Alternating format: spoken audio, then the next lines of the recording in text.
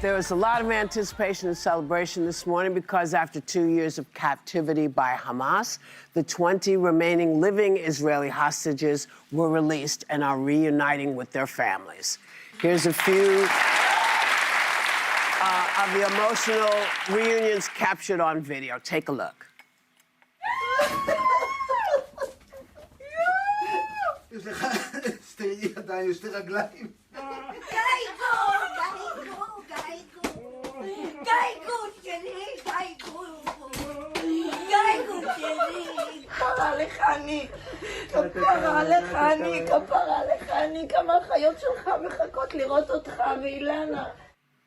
And this was the scene at the Israeli parliament just a few hours ago. Take a look. After 2 harrowing years in darkness and captivity, 20 courageous hostages are returning to the glorious embrace of their families. Generations from now, this will be remembered as the moment that everything began to change, and change very much for the better. Now at last, not only for Israelis, but also for Palestinians and for many others, the long and painful nightmare is finally over. So 1,700 Palestinian prisoners have also been released and reunited with their families. And as of this morning, there is no fighting in Gaza. And so I think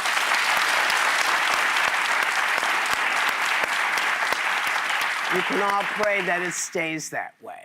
Yeah. So there we are.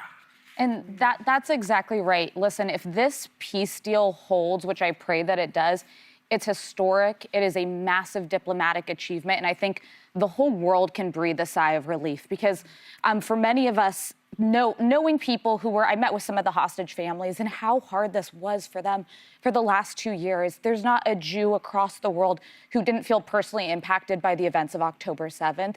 And these 20 that were released, never knowing if they would get that day. There's also the remains of hostages that are going to be repatriated to Israel. And then for the innocent Palestinians who've been caught in the crossfire of this war that Hamas, a terrorist organization, started, they are getting aid. They're promised 600 trucks of food per day are going to be rolling into Gaza. So people who have been starving, who have had no reason that they should have been involved in this conflict are going to get the aid they need. I think everyone should be able to celebrate it. And listen, whether you like Trump or not, I think Steve Witkoff and I think Jared Kushner do deserve credit for this deal. They actually personally met with Hamas. I used to be of the mind we don't negotiate with terrorists, but sometimes the only way to get peace is to sit down with some of the most evil people and try to come up with what we can do to end the bloodshed. So thank God, I pray that this peace holds. Yeah. Well, and knowing that Hamas has no power, one thing they kept sticking on every time these ceasefires didn't work is they did not want to cede power because they had their tunnel system and they were using their citizens as human shields, and the devastation, they did not want to hand it over, and then they were destroyed. They really had no choice, but I think the speech we saw today is going to hold to account also Prime Minister Netanyahu, because Donald Trump went on record saying there are things that Israel now needs to do as well. So this deal was a compromise. Neither side got everything they wanted, but most importantly, those hostages are home, aid is flooding into Gaza, and Hamas has no power ever again in that area. You know, I'm cautiously optimistic because we've been here before and then it's gone wrong, and I pray that this time it's different. I stayed up last night until, I don't know, 2 or 3 in the morning watching the first batch of hostages as they were released, and I love that there was a split screen that was showing the joy of the hostages being released, but also the throngs of people from Gaza walking back, a sea of people walking back into that city that's rubble. And you think of all the suffering, just 2+ years of relentless, unending, unimaginable suffering. The families suffering, the victims suffering, the hostages suffering, the people who've had to flee Gaza, the innocent ones suffering. And for what? For what purpose? Were these 2 years of such pain? So, you know, honestly, let me just quote John Lennon. Can we please just try to give peace a chance? Yeah.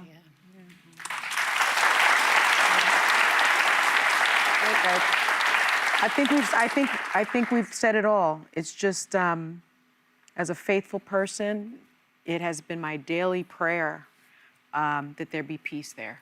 And I remain a faithful person that this truly is the dawn of peace in the Middle East. I truly hope that this will be a lasting peace there.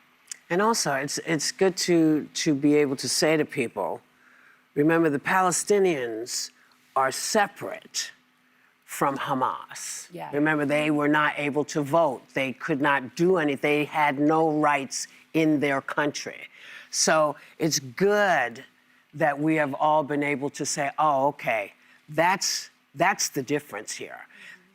The winners are now all the families who get to come home, all the families who are gathering their people to them.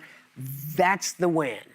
So yeah, let's hope, like Walter Cronkite used to say when I was little, on Christmas Eve, he would say, tonight, there is peace in the world. Yeah. So right now, we're saying, today, tonight, there is peace in the world.